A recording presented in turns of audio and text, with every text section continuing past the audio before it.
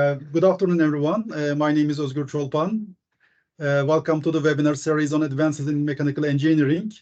And in this webinar, our presenter is Professor Öivind Andersson. I hope I pronounce your name correctly.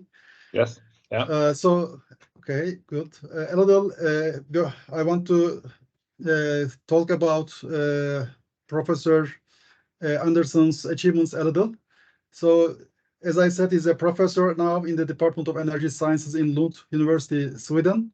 But before joining, he worked for 7 years with the development of diesel combustion systems at Volvo Car Corporation. And his research has mainly related to combustion diesel engines, especially in cylinder soot processes, after he joined Lund University. And lately, he has focused on hydrogen as a transport fuel, both in combustion engines and fuel cells, and he's a fellow of the Society of the Automotive Engineers in SAE International. Okay, I hope I didn't forget anything about you, but if you would like, you can, of course, continue talking, introducing yourself, but now I will leave you the floor. Thank you very much, and you didn't forget anything. So thank you very much for inviting me to give this presentation. I will just, first of all, apologize. If you hear any noises, it's because I'm sitting in a construction site. They're renovating the building here. So I don't hear any noise, so it's good, I think. It's good. Okay, so I'll share my screen. Okay, so hopefully you can see my screen. Yeah, no problem.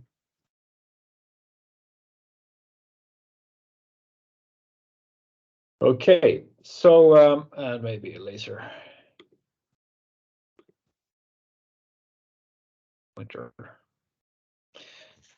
Okay, so I'm going to talk about the prospects for true zero emission vehicles, and the heart of this presentation is a life cycle assessment that we made of a car that is available for purchase today at retailers. I want to acknowledge my colleague, Professor Paul Börjesson from the Department of Energy and Environmental Systems Analysis here at Lund, who has done the work on biofuels in this presentation. So what we're going to do is we're going to take a critical look at the future of transportation, and the focus here is on global warming. And when we talk about zero emission vehicles and transportation, we usually think about electric vehicles.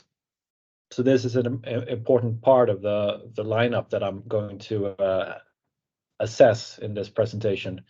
And we're going to look at the effect of the electricity mix, the carbon intensity of the electricity mix, and how that affects the global warming effect of this vehicle.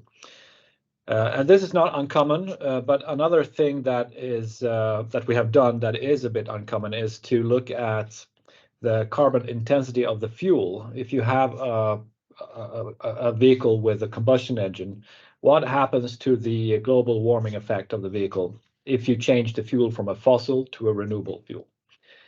And finally, to spice it up a little bit, I have also added some recent assessments on what happens when you use hydrogen in a fuel cell powered vehicle. But before I move into the life cycle assessment part, I will just discuss very briefly how we measure and compare CO2 emissions in the legislation. So here you have two cars. On the left we have a diesel car. It has 200 horsepower, and then on the right we have an electric car with about 1,000 horsepower. You can see that there's a difference in weight between these, which is explained by the weight of the battery. And if you go to a dealership and look at these cars, you will see the technical specifications, and it will also mention the CO2 emissions, the greenhouse gas emissions, which for the diesel car is 166 grams per kilometer, according to the European drive cycle, the World Harmonized Light Duty Test Protocol, as they call it. The electric car has 0 emissions, according to the same legislation. And if you look at what happens in the if you look at the diesel car, for example, it's quite easy to understand, because you power it with fossil fuel made from oil, and then you burn it in the car, and then you get CO2 emissions, of course, from the tailpipe. Looking at the electric car, however, we see that there are some CO2 emissions, but they occur upstream in the energy system. We have a mix of renewables and fossil power in the grid, and in Europe, the share of fossil power is about 50%. If you look globally, it's a little bit more, but about 2/3 of the global power production is fossil fueled. So there are some CO2 emissions when using an electric car, but still the legislation says it has 0 emissions. And this is, of course, because the legislator puts a system boundary around the car, and the electric car does not have a tailpipe. So for that reason, there are no emissions, according to the test protocol. So is this a reasonable way of comparing the vehicles? Well, we could make a thought experiment and exchange the electric car with a horse, and instead of 204 horsepower in the diesel car, we now have, well, you might guess that it's 1 horsepower, but actually a modern horse has 15 horsepower, which is due to staggering advances in horse technology, I think, over the last 100 years. But if you put the system boundary around the horse, you'll find that the horse also emits CO2, and it's about the same order of magnitude as for the diesel car when it's breathing. This is quite easy to calculate. But do we think that the horse has the same climate impact as the diesel car? Well, probably not, because the CO2 that it breathes out has been taken up from the atmosphere and stored in grass just shortly before it was emitted. So that is one of the problems with the current legislation, that it does not take this kind of circularity into account. So narrow system boundaries and narrow definitions of what is the actual greenhouse gas, if it has a climate impact or not. So in order to compare the cars and different vehicles with each other, we usually go for a life cycle assessment, where we look at all the emissions that occur from the production phase, with the extraction of raw materials and processing them into materials that can be used in manufacturing, and all the way through the usage phase to the end of life, where we may recycle or scrap parts of the product. And in this assessment, we have looked at this vehicle, which is Kia Niro, a current car model that you can buy. It's quite popular, and it's very suitable for this kind of comparison, because on the same platform, it's available both as a hybrid vehicle with a combustion engine, and on the right we have a battery electric vehicle with no combustion engine, just batteries and an electric motor. And then there is this middle option which is basically a hybrid, but it can be plugged in and charged from the wall outlet, so you can run it as an electric car for a few tenths of kilometers before you switch to the combustion engine. So this is a plug-in hybrid electric vehicle. I'm not going to go through all the data in this table, although it's interesting to note that the battery in this one weighs almost half a ton.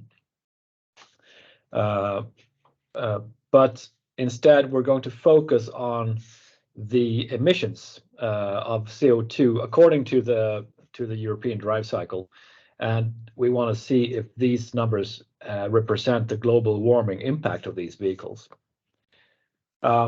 So we are looking at both electrification and renewable fuel, and we're combining them in the same assessment.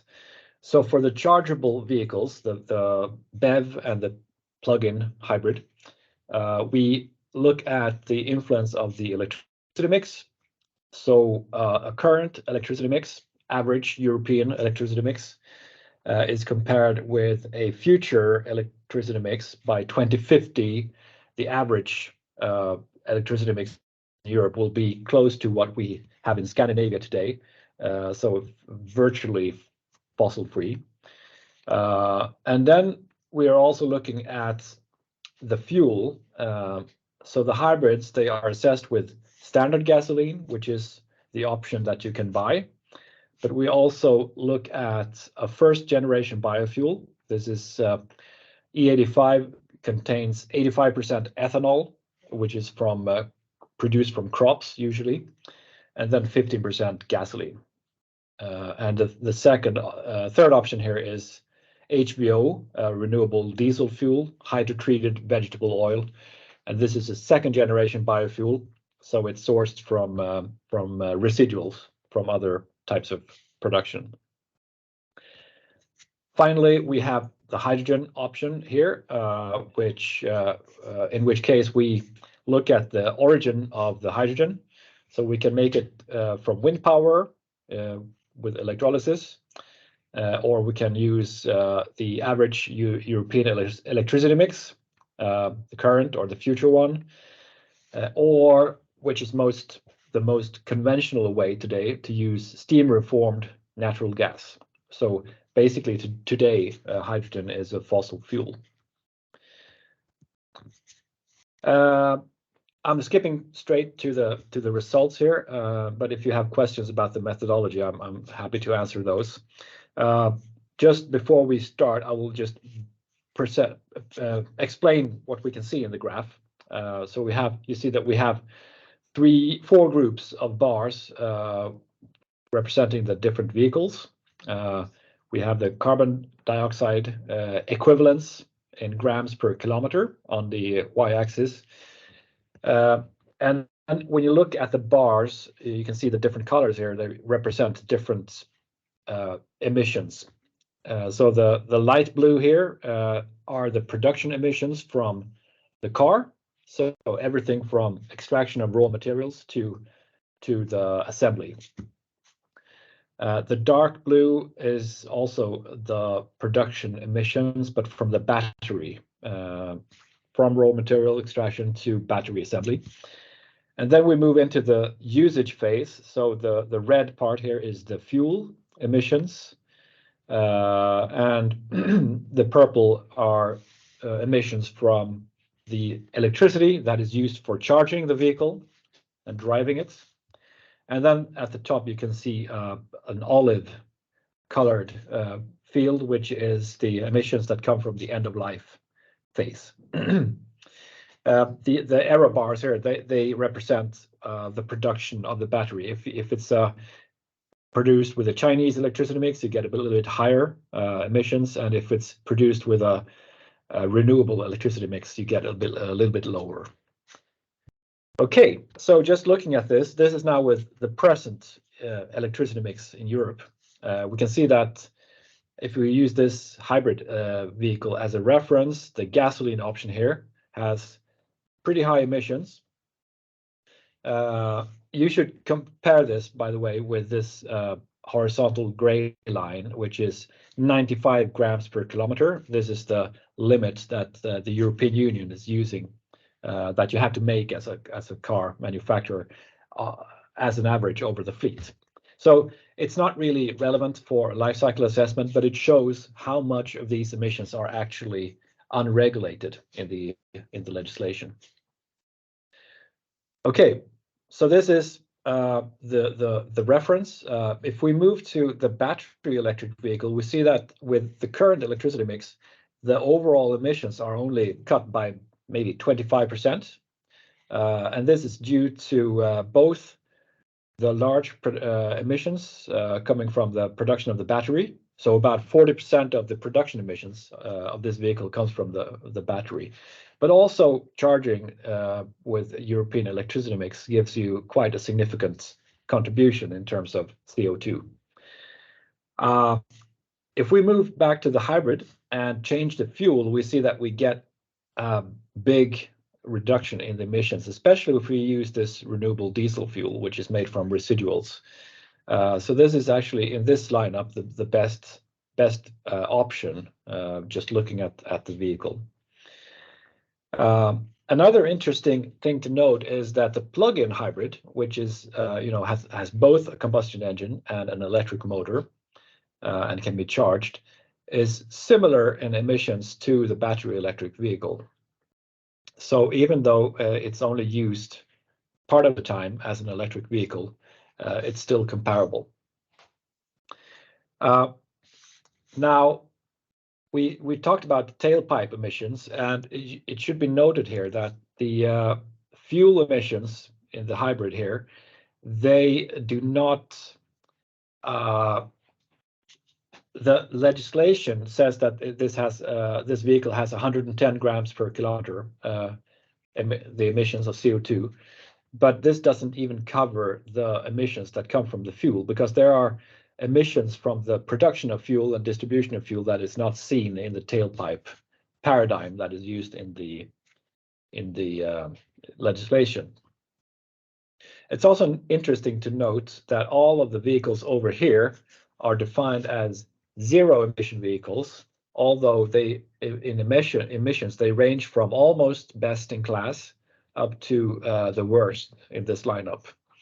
I should mention that this is a fuel cell vehicle powered with hydrogen from wind power, so this is a very good option in terms of greenhouse gas performance. With European electricity, the electrolysis becomes very dirty, and then you get these high emissions.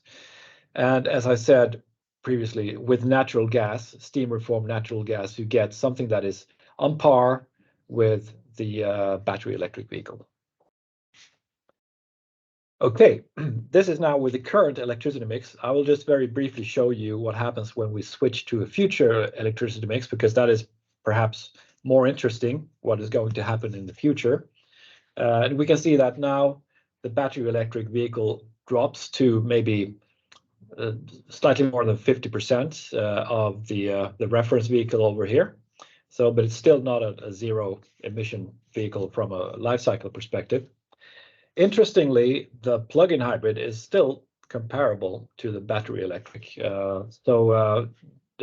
They seem to be comparable almost regardless of the electricity mix used.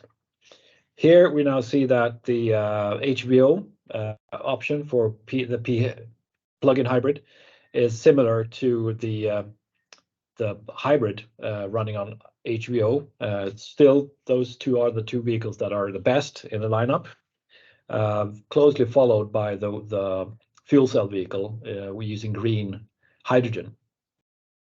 And even with European electricity mix cleaned up in 2050, this is now becoming a good option, even better than the battery electric vehicle.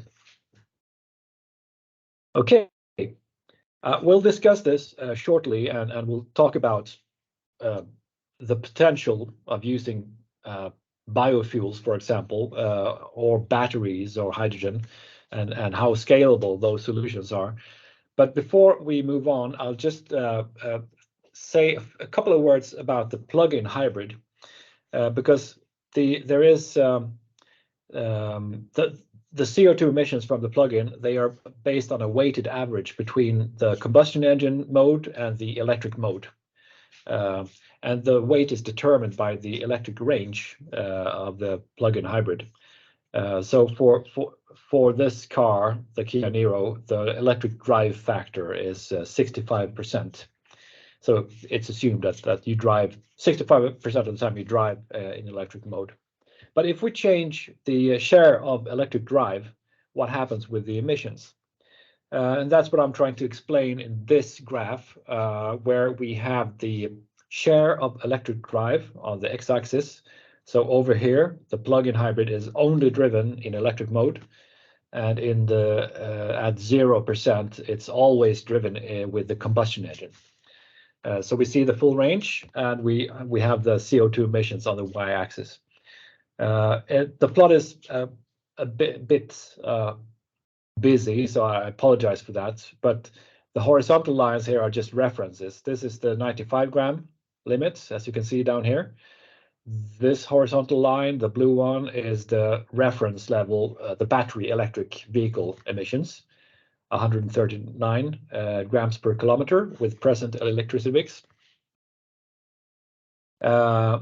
This line just shows you, according to the legislation, what the electric drive factor is.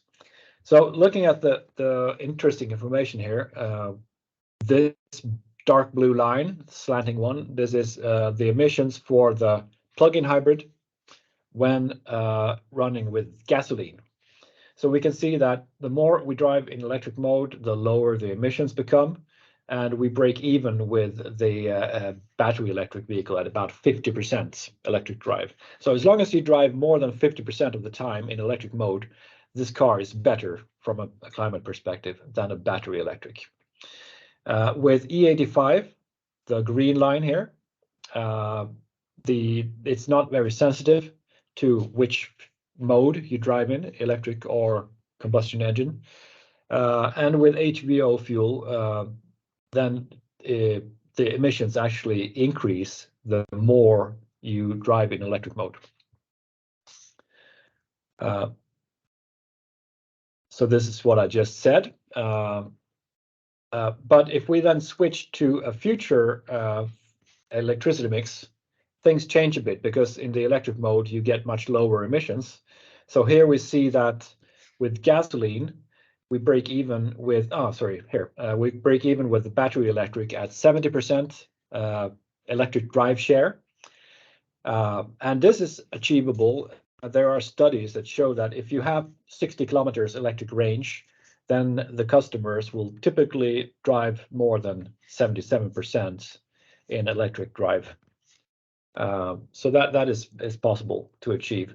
And if you have use E85, you only have to run 50% of the time to be better than an electric car. And then the olive line shows that with HVO, you are always below a battery electric vehicle in terms of CO2 emissions.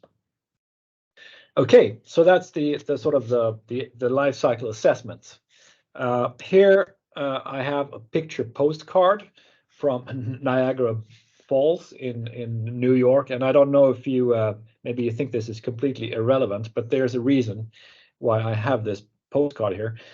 This is the sort of the US part of the Niagara Falls, and I don't know if you've been there, but it's quite an impressive sound when you're standing there. And it happens that it so happens that the flow of water that you see here actually corresponds to the global oil production. So the flow here is the same as the flow of oil that we pump up from the ground minute by minute, and by extension into the atmosphere in the form of CO2, because most of the oil that we pump up is used for fuels. So the question I'm asking here is, can this enormous flow of oil be replaced with renewable fuels? Is there any way to do this in a sustainable way globally? Well, if you ask IPCC or IEA, they say that the biomass potential globally, if it's based on residues and forest biomass, it's actually estimated to be 2 to 3 times the current use of biomass. I think this is debatable if this is sustainable, but this is what these sources tell us. So this would mean that about 100 to 150 exajoules per year could be produced, or maybe 20-25% of the global energy supply by 2050 could be provided with biofuels. Now, if we assume that a third of this is used for biofuel for transports, it would correspond to about a third of the current global use of transportation fuels. So it doesn't cover the whole demand.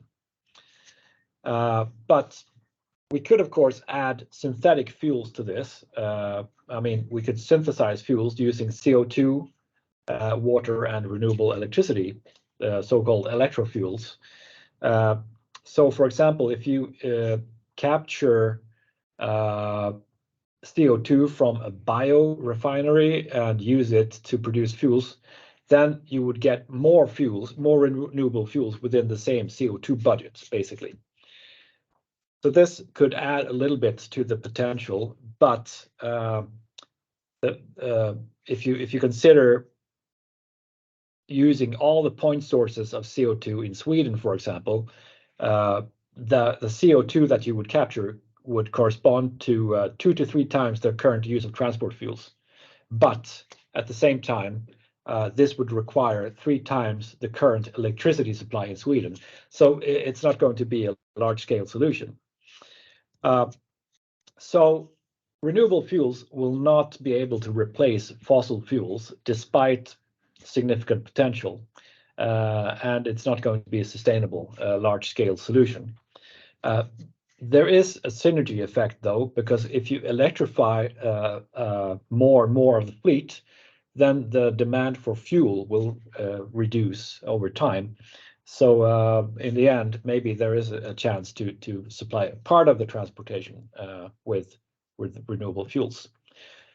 On the other hand, many people think that if we have scarce resources of renewable fuels, maybe we should use them in hard to electrify sectors like aviation or maritime shipping. So it's going to be difficult to meet the demand with biofuels. So maybe we should just electrify the car fleet and maybe the problem is solved. And here is where we get the next picture postcard, and this is from a little bit hotter place than Niagara Falls. And the picture is of the Great Pyramid of Cheops, as you can see here. What is the relevance of this? Well, this is the second largest man-made object on the face of the Earth, second to the Great Wall of China, I think, and it weighs 5.8 million tons in total. Now, if we would put batteries into all the cars that are produced in 1 year globally, say that we will use Kia Niro batteries, 64 kilowatt hour battery per car, that would, and the annual car production is 70 million cars. That would correspond to 5.5 Cheops pyramids of batteries that we have to produce every year just to keep up the production of cars. 32 million tons of batteries per year. Now, later on, we may even want to electrify the whole car fleet. And there are currently 1.3 billion cars in the world. Is increasing. So with Kia Niro batteries, that would amount to 102 Cheops pyramids in total of batteries that we need to produce. And you may ask how much earth we have to move to get those minerals out of the ground, and the answer is about 10 times more. So 1,000 Cheops pyramids have to be excavated from the ground. So is this a problem? Well, battery researchers have warned a few years ago that we have 10 years left to redesign lithium-ion batteries. If not, we will run out of available resources of these minerals. And I found this in a report on unsettled technological problems, where they look at the next generation lithium-ion batteries, which will emerge in the market in maybe 2-3 years' time. And they say that if we switch to 100% electric car production, we just abandon every other technology, then the time it takes to deplete the current reserves of lithium is 33 years. Cobalt will expire in 16 years, and nickel will have for 26 years. So the mineral supply, and this is economically exploitable reserves of these minerals, that's a potential problem for fully electric car fleet. And we should, well, one response to this that you often hear is that we will recycle battery minerals, so we will not have to excavate them from the ground. But if you think about it, when you put a battery into a car today, it will survive the car. It will have maybe a 15-year lifetime in the vehicle. After that, it still has about 80% of its storage capacity. So it will not be recycled. It will be moved into a second life. Probably it will be used for balance power in the grid. And maybe that will take another 15 years before you can recycle the battery. So significant recycling will start sometime during the second half of this century.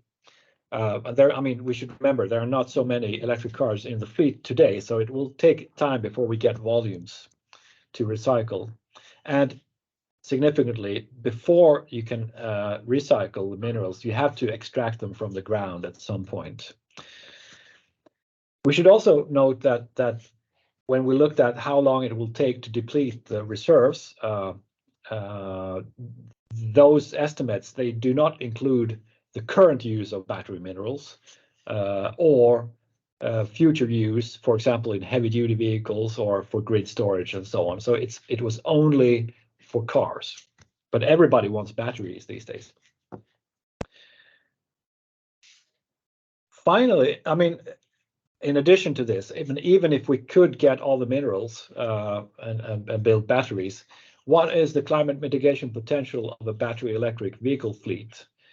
This is from a life cycle assessment where they looked at what happens if you produce the batteries locally in each country and then charge the vehicles with the local electricity mix in each country.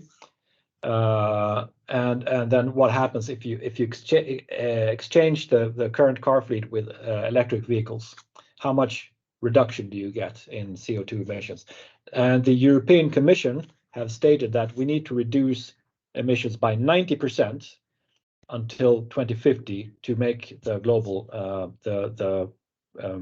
greenhouse gas targets. So here we can see that, for example, in a country like Germany, the reduction would be 40%, significant, but it's not 90% as we need. In countries like France, where they have a lot of nuclear power, or Scandinavia, where we have a lot of renewables and hydropower, 70% can be achieved, but it's still not 90%. So probably, even if it were feasible to change the fleet, it's not sufficient to reach the climate targets.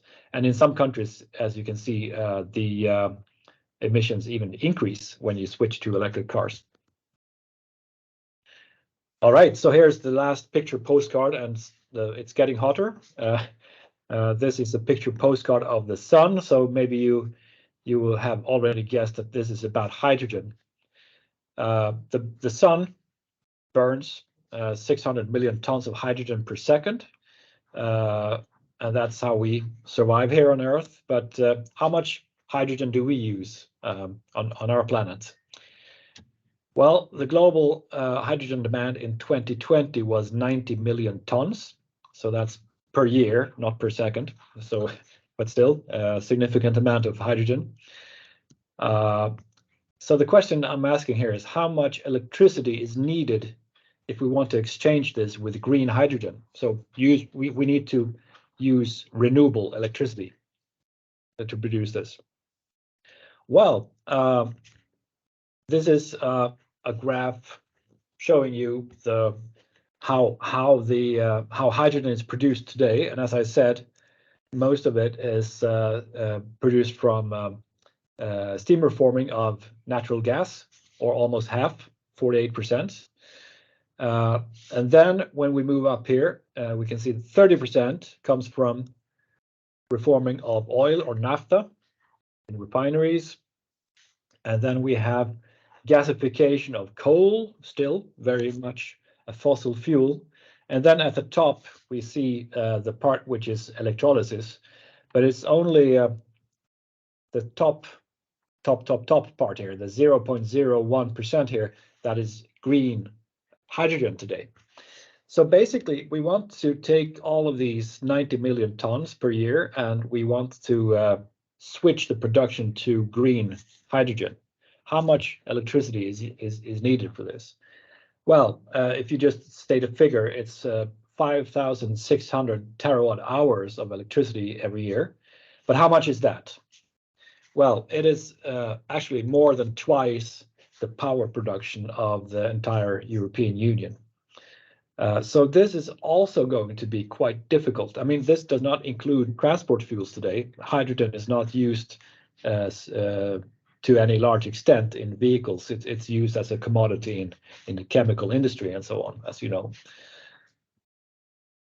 So what have we learned so far in this presentation? We have seen that the zero emission vehicle definition in the legislation leads to zero emissions only on paper, not in real life. We tend to transfer CO2 emissions from the transport sector to the industry sector and the energy sector, but they do not disappear just because we take away the tailpipe. We've seen that renewable fuels will not cover the need for transportation fuels in the future. And we've seen that electrification is not likely to reduce the fleet greenhouse gas emissions by 90% until 2050. And the greenhouse gas emissions from fuel cell vehicles depend strongly on the source of hydrogen. It can be quite clean, but then it requires huge amount of electricity to produce it. But it can also be quite dirty.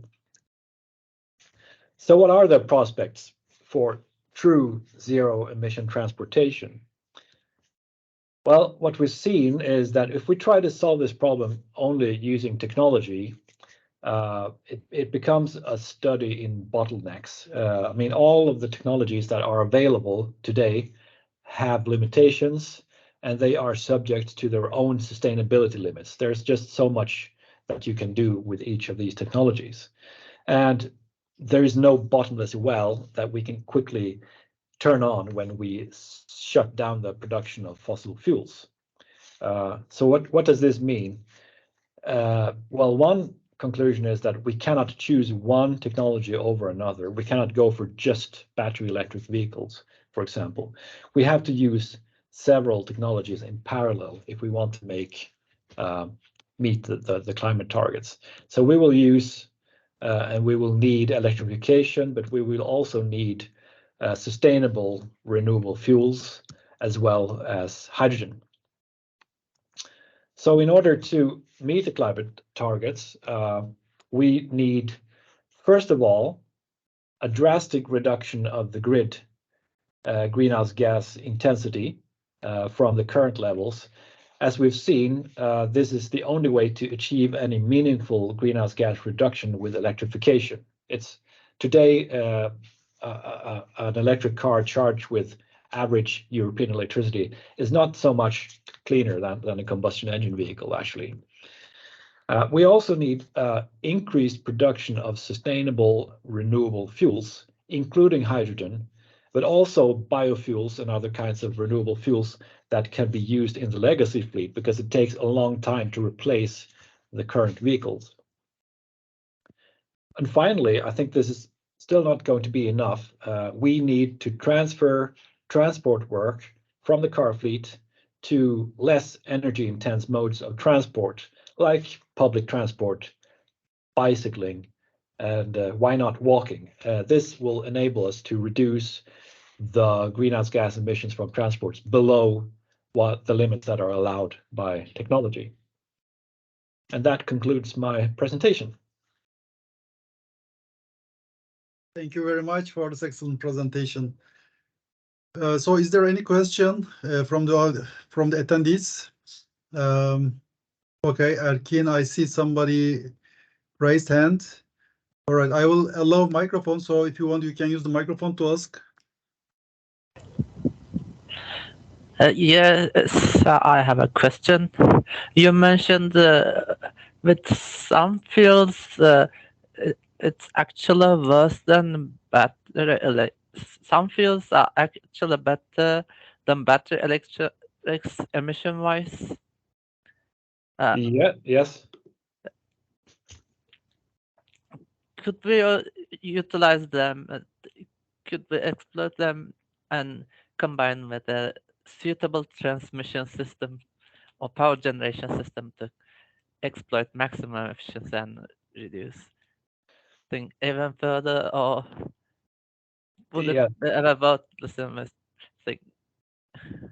Yes, I think what you when you look at it from a life cycle perspective, you can see that some of these fuels have excellent CO2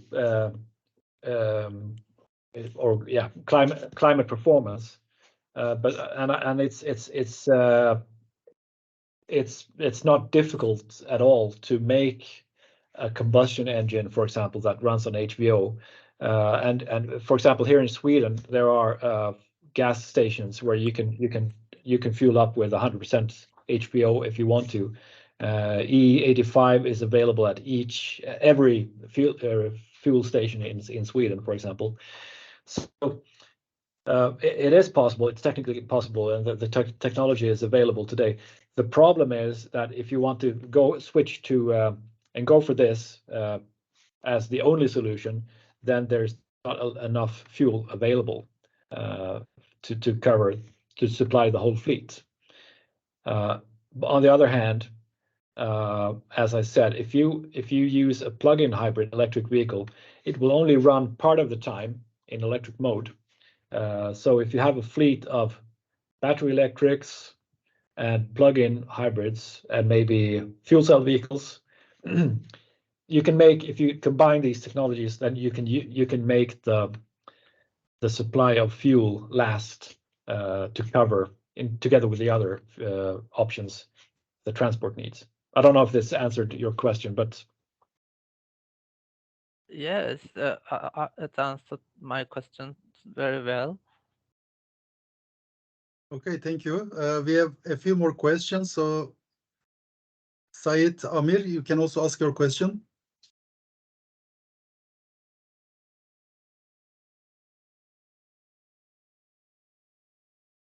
Okay, I think his microphone is not working. So I will switch to Deniz. Deniz Soydan. Can you hear me? Yes. yes. First of all, thank you for the presentation. I wanted to ask right now, when we're talking about life cycle analysis, we're talking about carbon dioxide. When these analyses are done, do you also look at like acidification, eutrophication? Are there also researches about that? I will make my research about it, but I wanted to ask you first. In this case, we have not looked at that. We only looked at greenhouse gas emissions.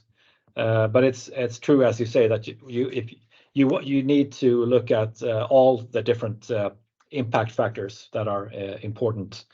And sometimes you come to surprising results. You said that you're doing research in this field, so maybe you are aware of some. It's pretty old now, but it's frequently cited. A study by Hawkins, where they looked at they compared Nissan Leaf, and they compared that with a combustion engine vehicle, and then they looked at all these impact factors, a large range of impact factors. So acidification, for example. I think that is worse for a combustion engine vehicle.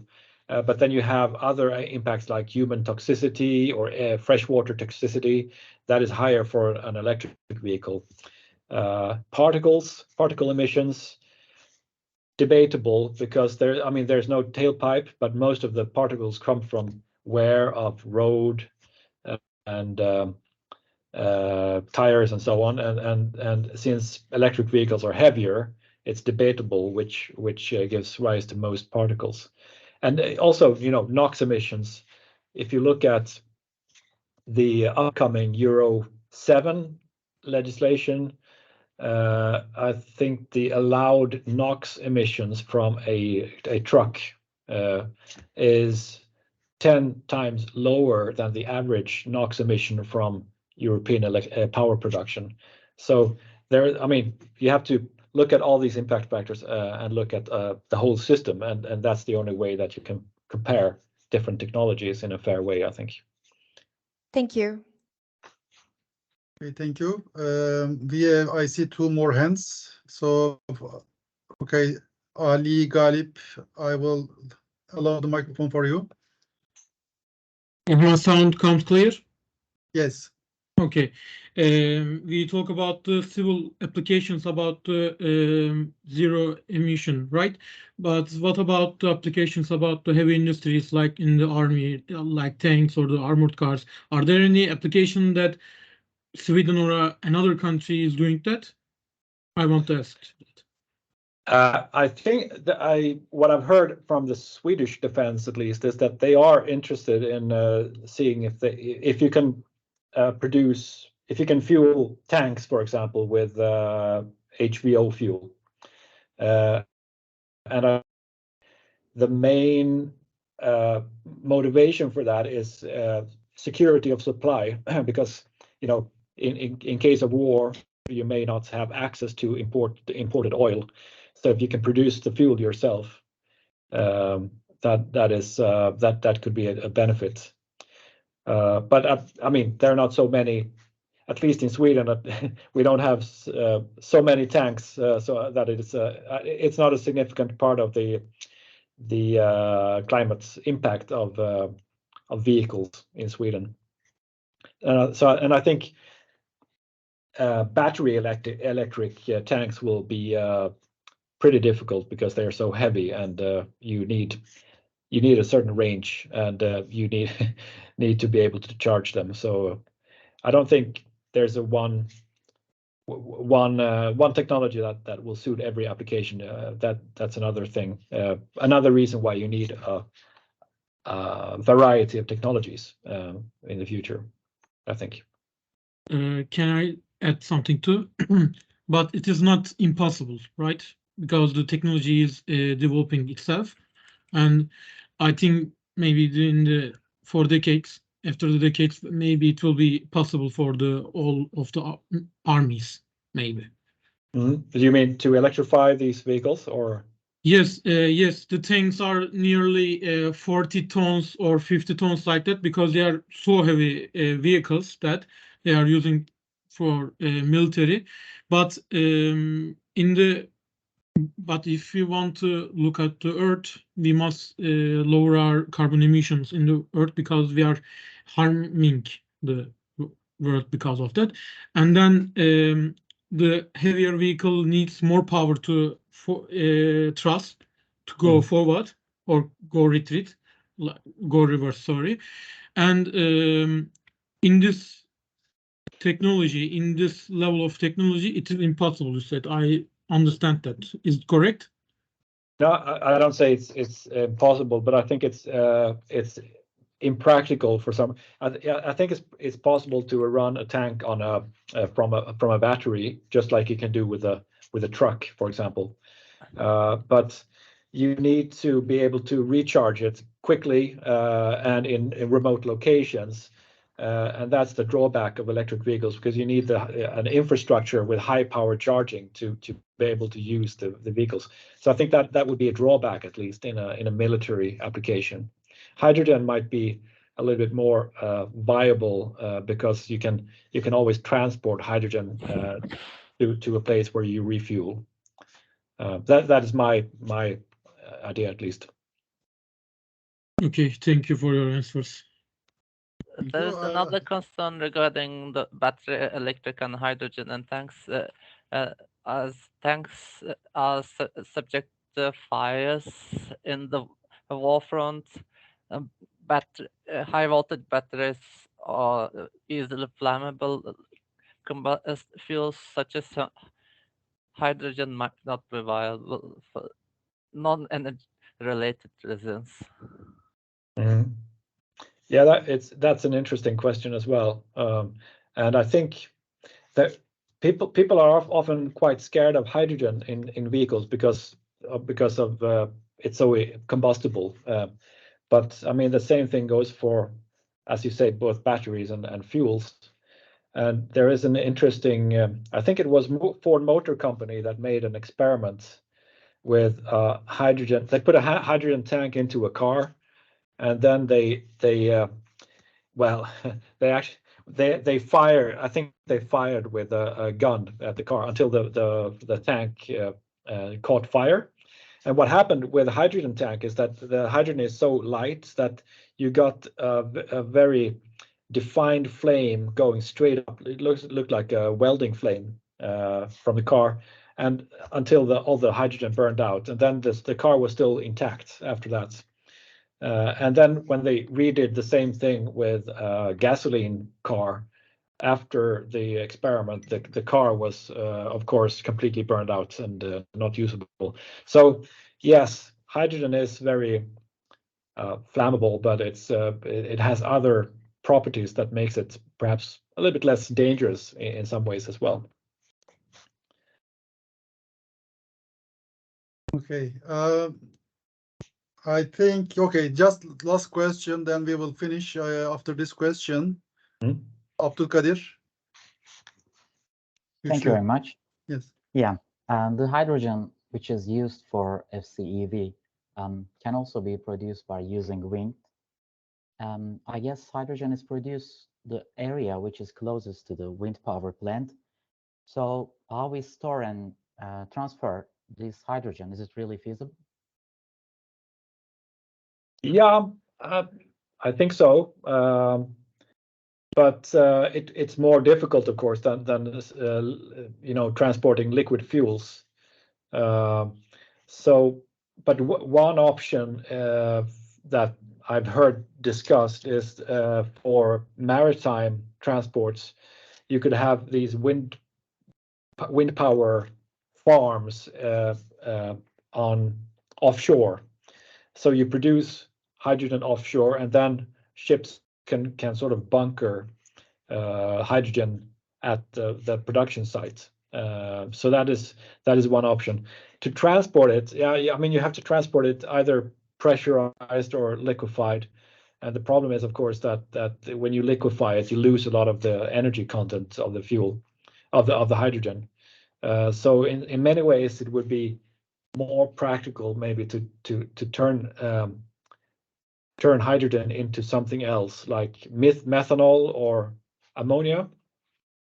I mean, since 1 liter of methanol contains more hydrogen than a liter of liquid hydrogen. I think there's a lot of discussion about this and a lot of thinking going into this at the moment. I think that many, for example, heavy-duty transport, I mean, vehicle manufacturers, they are probably looking towards, in the future, at least liquid hydrogen. Yeah, it's very difficult to say which is the way to go before you see where the technological development takes us. Okay, so I'm really glad to see the active participation of the attendees. There have been too many questions, so that's really good.